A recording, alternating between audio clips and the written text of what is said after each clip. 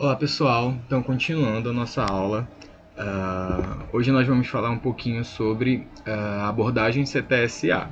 Né? A gente já dá início, a partir dessa aula, a, a conhecer os métodos, as estratégias, as abordagens, e a gente vai iniciar por essa, que é algo que vem crescendo, né? A partir de discussões sociais, a partir das concepções que a gente tem hoje em dia do que é a educação ambiental, da importância, né, da sociedade, do avanço da tecnologia, da produção de conhecimento científico. E essa abordagem ela surge e vem assumindo aí, né, historicamente, uma perspectiva internalista, na medida em que supervaloriza uma concepção de ciência de caráter neutro, cumulativa, individualista e elitista. Né? Isso, historicamente, é algo que a ciência carrega, né? Porque quem tinha acesso à universidade, quem tinha acesso a conhecimento científico, a livros, né, eram pessoas da elite. Então a ciência historicamente ela tem essa visão, né? Uma visão também, né, uma concepção descontextualizada, que é o foco do CTSA, e socialmente neutra. Né? Descontextualizada porque a ciência pouco é valorizada nesse seu entendimento de que ela faz parte do cotidiano do aluno, né? Que tudo tudo que nós utilizamos, né? Do que nos alimentamos, tudo isso é produção da ciência, né? Mas os alunos, né, e dentro da nossa sala de aula, a gente não consegue fazer essa contextualização. Então, a ciência ela tem uma concepção bem descontextualizada ainda. Então, pegando essas concepções, é daí que surge essa abordagem, né? E aí, esse tipo de ensino não costuma contemplar temas da atualidade, principalmente o que a gente falou na última aula, né, sobre o ensino tradicional. Né? Então, poucas vezes o ensino tradicional ele vai buscar temas da atualidade e ele desconsidera acontecimentos presentes na sociedade e aparentemente não possui utilidade social. Né? A gente sempre escuta isso, né? Tanto da química quanto na física, quanto na matemática. A gente escuta, fala dos alunos, para que eu vou utilizar equilíbrio químico na minha vida, para que eu vou utilizar a que é mais clássica, né? Para que eu vou utilizar a fórmula de Bhaskara, enfim, e aí não tem essa contextualização realmente. E aí, pegando essa concepção, surge então um movimento, né? Começou como um movimento, hoje em dia a gente pode considerar que é uma abordagem, que surgiu visando superar esse modelo, essa concepção de ciência. E aí surge o que significa, né? O CTS, ou CTSA, Ciência, Tecnologia e Sociedade. Alguns autores, né, bastante autores aí vão destacar, vocês vão ver muitas leituras, muitos artigos e trabalhos, enfim, eles vão chamar de CTSA, destacando também o ambiente. Então seria Ciência, Tecnologia, Sociedade e Ambiente. Alguns autores defendem que apenas CTS já tem ali o ambiente inserido na sociedade, como se o ambiente fizesse parte da sociedade ali, englobasse. Mas tem autores que destacam aí o ambiente, que vem trazendo outros pensamentos, né? outras vertentes. Mas vocês vão encontrar essas duas siglas, né? CTSA e CTS. E o que essa abordagem ela objetiva dentro de uma sala de aula, né? Primeiro, potencializar a responsabilidade, desenvolvendo nos estudantes a compreensão do seu papel como membros da sociedade.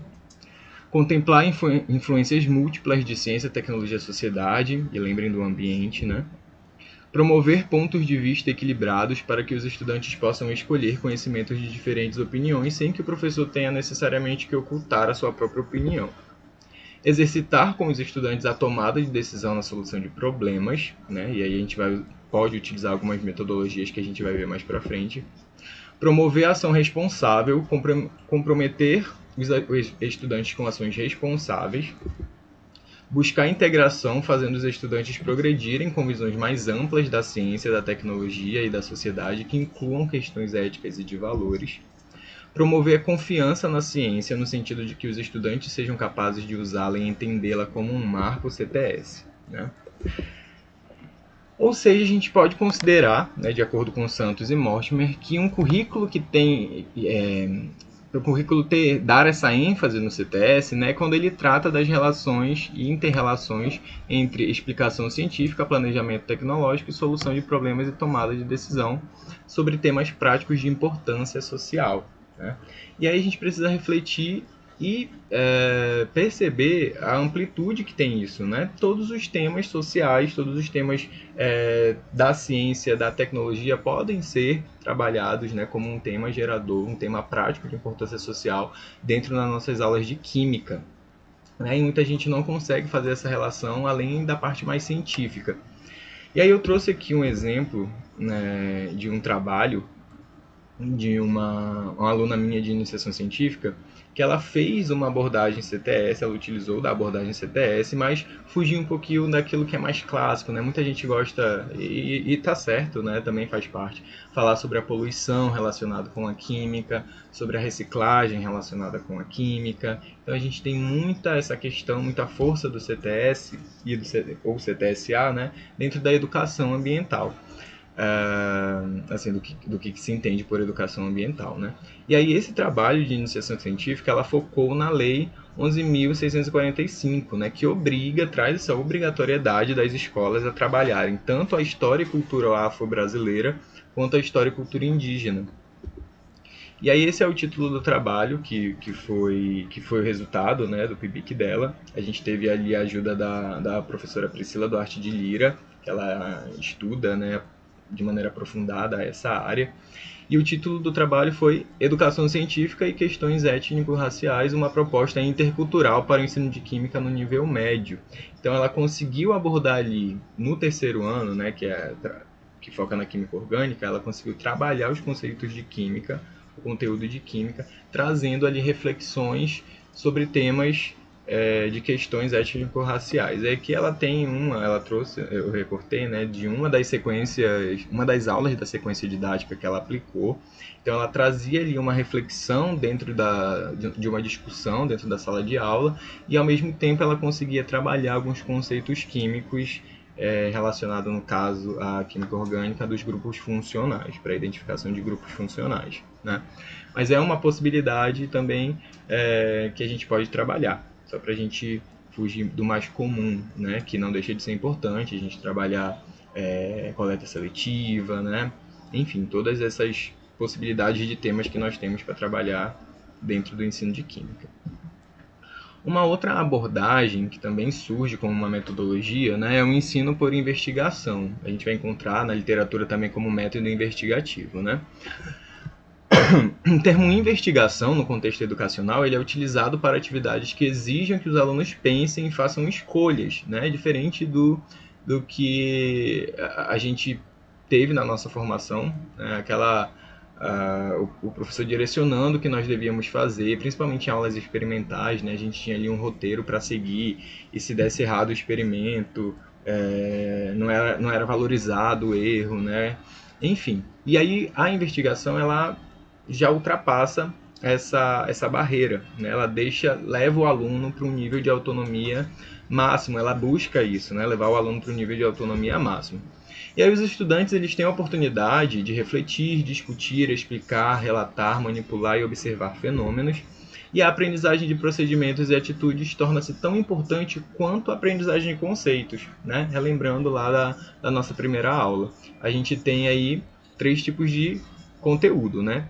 Conceitual, procedimental e atitudinal. E o ensino por investigação ele já valoriza os 3, né? Dando destaque aí também para os procedimentos e atitudes. Lembrando que os procedimentos são medir, criar, desenhar, esquematizar, né? E atitudes são refletir sobre, né?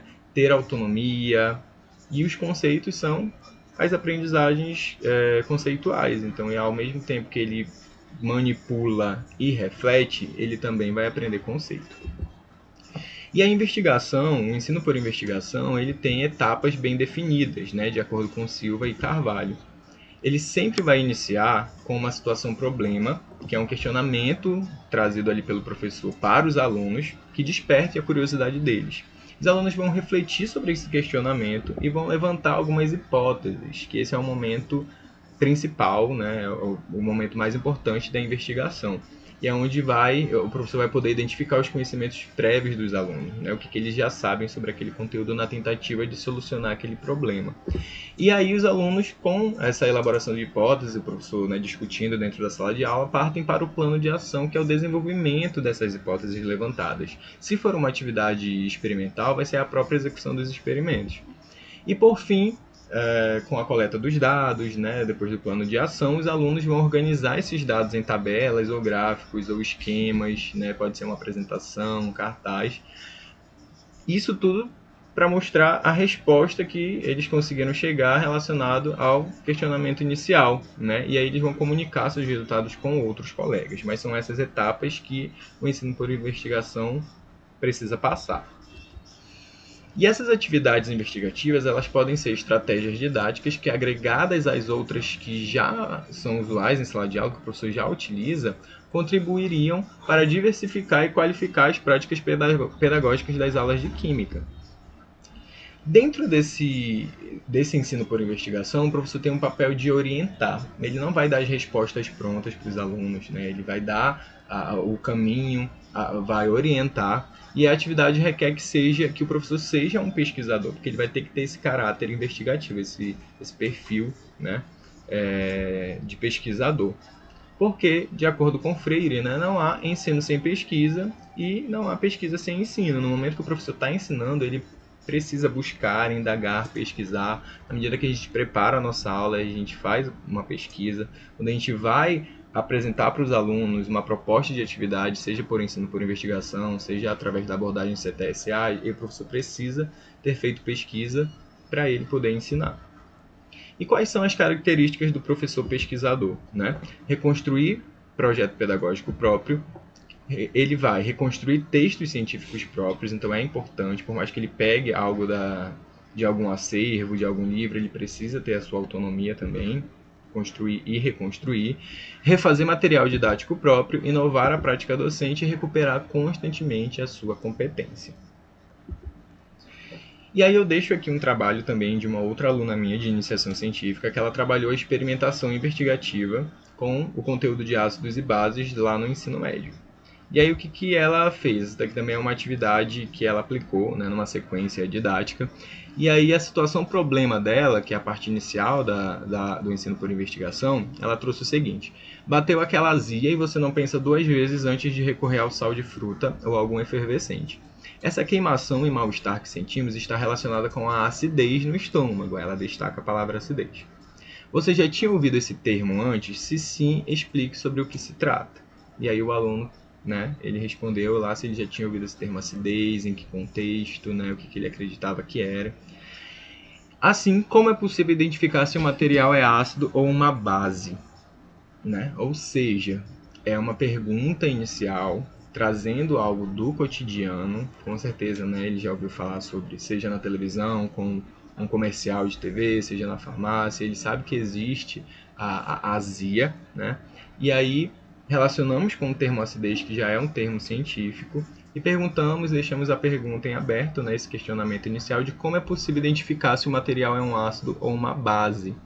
E aí os alunos, alguns, né, costumam responder que o alimento ele vai saber se é ácido ou base provando, né, o gosto do alimento, né, ou comendo. Alguns têm conhecimento da fita de pH, alguns vão falar um pouquinho sobre os indicadores. Então a gente vai ter várias vertentes aí, vários tipos de resposta que vão nos possibilitar direcionar, né, o andamento da atividade. Então, a partir dessas hipóteses que eles vão levantar, a gente parte para o plano de ação e no final a gente tira nossas conclusões e debate sobre o que foi trabalhado. Esse é o ensino por investigação. E aí eu vou deixar para vocês como material de leitura, tá bom? Esse artigo que é da professora Ana Cláudia Cassa Boemi e o professor Luiz Henrique Ferreira. Hoje ela está na USP e o professor Luiz ele é da UFSCar. E eles trabalharam o ensino por investigação já numa perspectiva de aulas teóricas. A gente vê muita investigação em aulas experimentais, mas também existem aulas teóricas e é muito interessante esse trabalho deles especificamente. Eu vou deixar aqui para a gente no nosso acervo para vocês terem acesso. E outro tipo de abordagem, né, é a aprendizagem baseada em projetos, chamadas de ABP. Né? A gente vai ter também a aprendizagem baseada em problemas. Né? Aí eu já adianto que a gente não vai conseguir ver todos os tipos de abordagem, de metodologia, de estratégia. Né? A gente vai dar enfoque aqui em algumas, eu vou deixar o material para vocês lerem.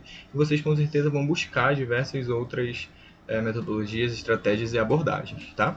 Então a ABP ela pode ser definida pela utilização de projetos autênticos e realistas. Então ele precisa ser algo ali daquele contexto, precisa ser algo real e aplicável, né? Um projeto.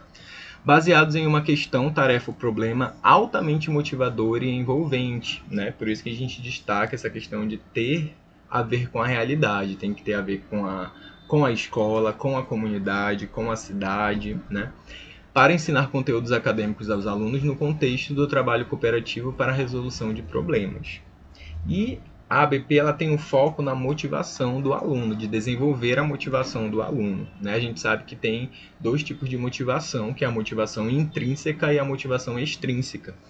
A motivação extrínseca, ela é a que é mais fácil, né, de motivar o aluno. A gente tem um sistema de notas, então o aluno ele vai se motivar ali para tirar uma nota boa, é uma motivação externa. Quando o professor, né, destaca quem o aluno que tirar a melhor nota vai ganhar uma caixa de chocolate, ou na sua própria casa, né, quando a mãe presenteia o aluno, quando ele se destaca na escola, enfim, isso é motivação extrínseca. São fatores externos que levam o aluno a se motivar. Mas a motivação intrínseca, que é aquela que o aluno ele precisa gostar do que ele está fazendo, ele quer tirar uma nota boa porque ele quer estudar, ele gosta de estudar, essa é muito difícil da gente alcançar. Então a motivação intrínseca ela também consegue ser desenvolvida por meio da ABP.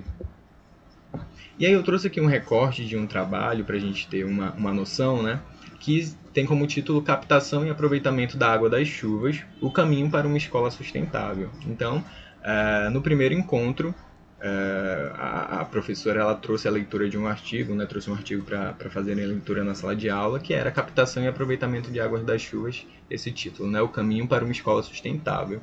E aí eles começaram a levantar esse questionamento de será que a nossa escola pode fazer alguma coisa de ação sustentável, né? E aí gera uma grande discussão em sala de aula para se criar um projeto, iniciar ali uma problemática a ser resolvida. Então, o que eles fizeram? Eles criaram, os alunos, uma proposta, né? Alguns criaram maquete, depois de pesquisarem muito sobre a internet, na internet sobre o assunto, para eles criarem na escola um reservatório que coletasse água para ser utilizado para lavar o pátio da escola, enfim. E eles trouxeram vários projetos dentro dessa vertente, né? Do reaproveitamento da água da chuva. E ao mesmo tempo que eles criaram esse projeto e se motivaram, se mobilizaram, eles trabalharam alguns conceitos químicos, né? Alguns conceitos científicos, como pH, temperatura, conceito de volume, de massa, né? De propriedades físicas dos materiais, enfim. Então, é uma possibilidade também de acontecer. Bom, gente, então a gente termina por aqui essa aula. Na próxima aula a gente vai ver outras metodologias mais pontuais, né? E eu vejo vocês no próximo vídeo.